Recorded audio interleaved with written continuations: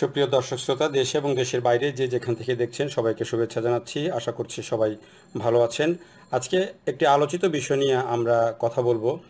রাজধানীর হাতিরঝিলে অবস্থিত বিজিএমইএ ভবন, এই ভবনটি কয়েক বছর আগেই সর্বোচ্চ আদালত ভেঙে ফেলার নির্দেশ দিয়েছিল, কিন্তু সময় গড়িয়ে গড়িয়ে শেষ পর্যন্ত আজকে সেটি ভাঙার কাজ শুরু হয়েছে, প্রক্রিয়াটি শুরু হয়েছে এবং দু একদিনের মধ্যেই এই ভবনটিকে ভেঙে ফেলা হবে। এবং সারাদিন সেই কার্যক্রমে আজকে কি হয়েছিল বিজিএমইএ ভবনে তা নিয়েই আজকে আমরা কথা বলবো। আশা করছি ভিডিওটি দেখলে আপনাদের ভালো লাগবে। যারা নতুন আমাদের সাথে যুক্ত হচ্ছেন তারা আমাদের চ্যানেলটি সাবস্ক্রাইব করে বেল আইকনটিতে চেপে রাখুন, যাতে করে আমাদের চ্যানেলের সব আপডেট স্বয়ংক্রিয়ভাবে পেতে পারেন।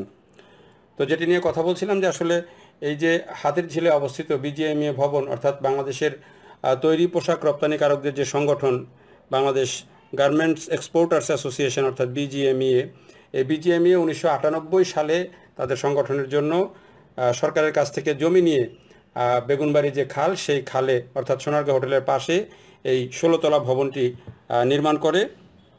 সে সময়কার প্রধানমন্ত্রী শেখ হাসিনা এই ভবনের ভিত্তিপ্রস্তর স্থাপন করেছিলেন এবং 2006 সালে এই ভবনটির নির্মাণ কাজ শেষ হয় এবং সে সময় তৎকালীন প্রধানমন্ত্রী খালেদা জিয়া এই ভবনটি উদ্বোধন করেছিলেন। অর্থাৎ দুজন প্রধান দুই দলের যে নেত্রী প্রধানমন্ত্রী থাকাকালে এই ভবনটির সাথে উদ্বোধন এবং ভিত্তি স্থাপনের সাথে জড়িত ছিলেন। তারপরও এই ভবনটি যে জায়গায় তৈরি হয়েছে সেই জায়গাটি ছিল একটি খাল এবং এটি ছিল হাতিরঝিলের মাঝখানে।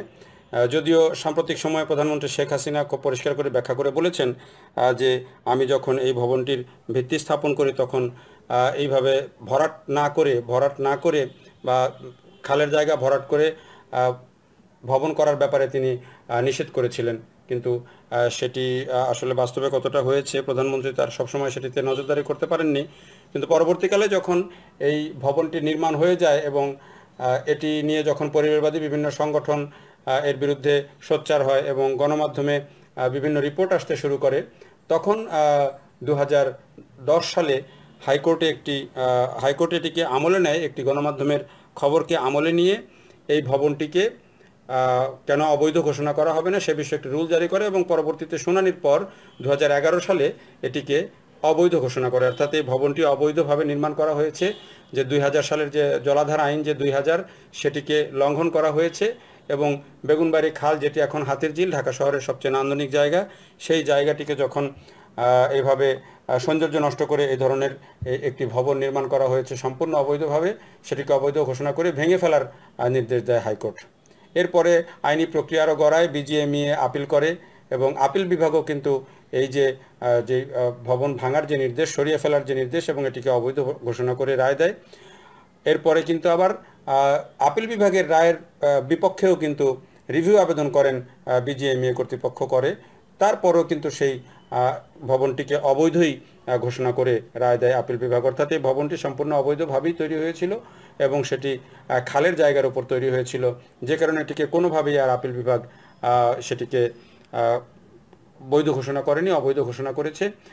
এরপর যখন এটি বিজিএমইএ কর্তৃপক্ষ দেখলো যে এটিকে না ভেঙে আর কোনো উপায় নেই, তখন তারা আদালতের কাছে 3 দফা সময় নিয়েছে, যেটি তারা বারবার আদালতে বলার চেষ্টা করেছে যে এটি তৈরি পোশাক রপ্তানি যেহেতু একটি বাংলাদেশের অর্থনীতির প্রধান রপ্তানি পণ্য এবং সেই রপ্তানিকারকদের সংগঠনই হচ্ছে বিজিএমইএ, তৈরি পোশাক রপ্তানিকারকদের সংগঠন।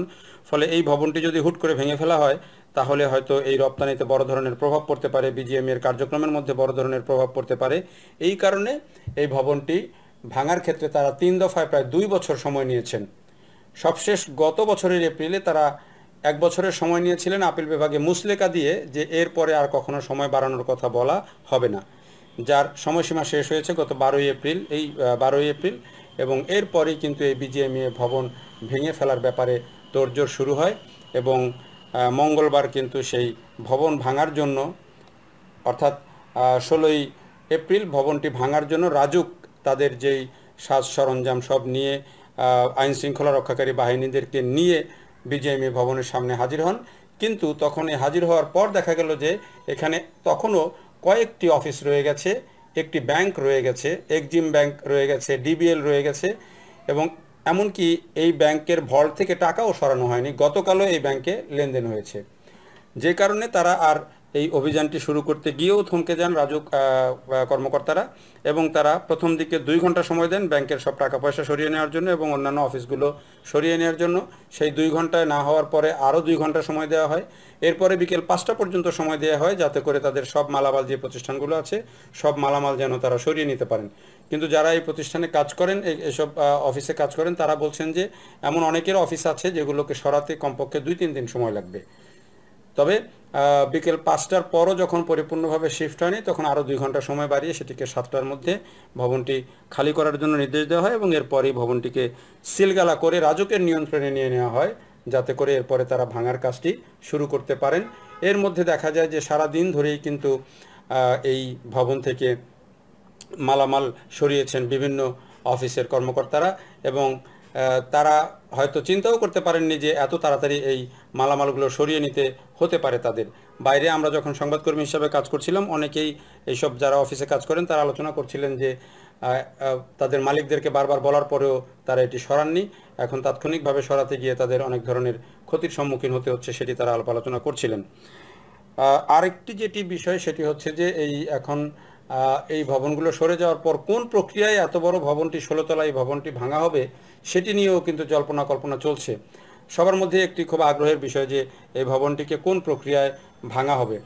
তো যেটি এই ক্ষেত্রে যেটি রাজুক কর্মকর্তাদের কাছে আমাদের প্রশ্ন ছিল যে আসলে কোন প্রক্রিয়ায় ভাঙা হবে, যেহেতু এর আগে রাজধানীতে বড় ভবন ভাঙা বলতে র্যাঙ্কস ভবন ভাঙা হয়েছিল, সেটি ম্যানুয়াল পদ্ধতিতে ভাঙতে গিয়ে কিন্তু বেশ 12-13 জন শ্রমিকের মৃত্যু হয়েছিল। এবং এইবারের এই ক্ষেত্রে তাহলে কোন পদ্ধতি প্রয়োগ করা হবে, যেটি রাজুক কর্মকর্তারা বলেছেন যে 2-1 জন বলেছেন যে ডিনামাইট ব্যবহার করে এটিকে একেবারে ধুলো আকার করে দেওয়া হবে, ডিনামাইট দিয়ে ভেঙে ফেলা হবে। অনেকে আবার বলেছেন যে কোন পদ্ধতিতে হবে সেটি এখন পর্যন্ত সঠিকভাবে নিরূপণ হয় নাই। জানমালের কোনো ক্ষতি না করে যেভাবে করা যায় সেভাবেই তারা করবেন, এটি বলেছেন রাজুকের যিনি এখানকার দায়িত্বপ্রাপ্ত। আর অনেকে আবার বলছেন যে রাজুকের 2-1 কর্মকর্তা তারা বলছেন যে এখানে চীনা প্রযুক্তির সহযোগিতা নেওয়া হবে এবং চীনাদের সহযোগিতায় ভবনটিকে ভেঙে ফেলা হবে। তবে সব মিলিয়ে সেটি ভাঙতে 7 দিনের বেশি সময় লাগবে না বলে তারা বলেছেন, অপসারণ করতে 7 দিনের বেশি সময় লাগবে না। যাই হোক, তবে এই ভবনটিকে ভাঙার ক্ষেত্রে যদি এই ধরনের আধুনিক প্রযুক্তি ব্যবহার করা হয়, সেটি হবে ঢাকা শহরের জন্য প্রথম এই ধরনের আধুনিক প্রযুক্তি। এবং ডিনামাইট দিয়ে কিভাবে এত বড় একটি ভবনকে মুহূর্তের মধ্যে ভেঙে দেওয়া হবে সেটি দেখার জন্য বা সেটি জানার জন্য মানুষের নিশ্চয়ই অনেক বেশি আগ্রহ থাকবে, সেই দিকে নিশ্চয়ই দৃষ্টি থাকবে সবার। তো বিজিএমইএ এই ভবন থেকে বিজিএমইএ কিন্তু এরই মধ্যে সরে গেছে এবং তারা উত্তরাতে অন্য একটি 6তলা ভবন নিয়েছে, যেখানে তাদের কার্যক্রম শুরু করেছে। তো এই যে হাতির ঝিলের উপরে, হাতির ঝিল যেহেতু ঢাকা শহরের এখন সবচেয়ে সৌন্দর্যের একটি জায়গা এবং তার ঠিক মাঝখানে এরকম একটি ভবন দাঁড়িয়ে আছে, সেই ভবনটি এখন এই ভবনের সাথে কিন্তু অনেক ইমোশন জড়িত আছে। বাংলাদেশের তৈরি পোশাক খাত হচ্ছে দ্বিতীয় সর্বোচ্চ রপ্তানি খাত এবং এই খাত থেকে বিপুল পরিমাণে বৈদেশিক মুদ্রা অর্জন হয়। লক্ষ লক্ষ শ্রমিক এই খাতে কাজ করেন, ফলে বিজিএমইএ একটি গুরুত্বপূর্ণ সংগঠন এবং প্রভাবশালী সংগঠন, তাতে কোনো সন্দেহ নেই। এমন একটি সংগঠনের একটি ভবন সেটি ভেঙে ফেলা হচ্ছে। এই ভবনের সাথে বিএনপি চেয়ারপারসন খালেদা জিয়া এবং বর্তমান প্রধানমন্ত্রী শেখ হাসিনা দুইজনই কিন্তু এর উদ্বোধন এবং ভিত্তি স্থাপনের সাথে জড়িত। এখানেও কিন্তু একটি ইমোশন রয়ে গেছে, রাষ্ট্রীয় একটি ইমোশন রয়ে গেছে। তারপরও এত বড় একটি ভবনকে কিন্তু ভেঙে ফেলা হচ্ছে, এই বিষয়টি কিন্তু সহজ নয়। বিষয়টি অনেকগুলো বার্তা দেয় যে অবৈধ যেটি সেটি অবৈধই, যেটি অবৈধভাবে নির্মিত হয়েছে সেটি অবৈধভাবে নির্মিত হয়েছে, সেটি আজ হোক কাল হোক সেটি ভেঙে ফেলতে হবে। এবং সরকারের বর্তমান যে মেসেজ সেটিও হচ্ছে যে এটি আজ হোক কাল হোক এটিকে ভেঙে ফেলতে হবে। এই ক্ষেত্রে কোনো যত প্রভাবশালী হোক তার কোনো ছাড় নাই। এটি কিন্তু আরেকটি যে আইনের শাসন প্রতিষ্ঠার যে একটি বড় উদাহরণও কিন্তু হতে যাচ্ছে এই বিজিএমইএ ভবন। কারণ এই ভবনটি ভেঙে ফেলার অর্থ হচ্ছে যে ঢাকা শহরে যদি এরকম অবৈধ ভবন আরও থাকে, সেগুলো ভেঙে ফেলতেও কিন্তু খুব বেশি বেগ পেতে হবে না। কারণ এত বড় প্রভাবশালী একটি সংগঠনের এত বড় একটি ভবন, এত গুরুত্বপূর্ণ একটি ভবন যখন ভেঙে ফেলা হচ্ছে, এবং দৃষ্টিনন্দন একটি ভবনও বলা যায়, সেটি যখন ভেঙে ফেলা হচ্ছে, তখন অন্যান্য অবৈধ ভবন ভাঙতে খুব বেশি বেগ পেতে হবে না রাজুকের বা গণপূর্ত বিভাগের। ফলে ঢাকায় যারা অবৈধ, যাদের বিল্ডিং বানাতে গিয়ে হয়তো 5 তলার অনুমতি নিয়ে 7 তলা বানাচ্ছেন, 20 তলার অনুমতি নিয়ে 23 তলা বানাচ্ছেন, সেগুলোর ব্যাপারেও নিশ্চয়ই আইন প্রয়োগের ক্ষেত্রে এটি একটি বড় উদাহরণ হবে। আরেকটি বড় উদাহরণ হবে যে সর্বোচ্চ আদালতের রায় যে কোনোভাবেই অগ্রাহ্য করা যায় না, সেটির একটি বড় উদাহরণ তৈরি হবে এই যে বিজিএমইএ ভবন ভাঙার মধ্য দিয়ে। এবং এই ভবনটি ভাঙা হলে সেটি নিশ্চয়ই আরও একটি বড় উদাহরণ তৈরি হবে দেশে আইনের শাসন প্রতিষ্ঠার ক্ষেত্রে।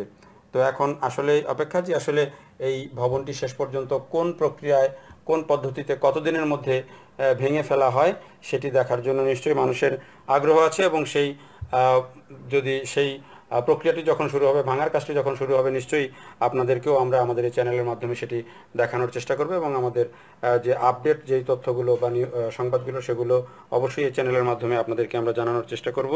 আমাদের চ্যানেলের সব আপডেটগুলো পেতে আমাদের চ্যানেলটি সাবস্ক্রাইব করে রাখুন এবং বেল আইকনটিতে চেপে রাখুন, যাতে করে আপনি স্বয়ংক্রিয়ভাবে সব আপডেট পেতে পারেন। তো এই ছিল আজকের মতো বিজিএমইএ ভবন ভাঙা নিয়ে আলোচনা। আপনারা দেশে এবং দেশের বাইরে যে যেখানে আছেন সবাই ভালো থাকবেন। সবার মঙ্গল কামনা করে এই ভিডিও থেকে এখনকার মতো বিদায় নিচ্ছি। ধন্যবাদ সবাইকে। আল্লাহ হাফেজ।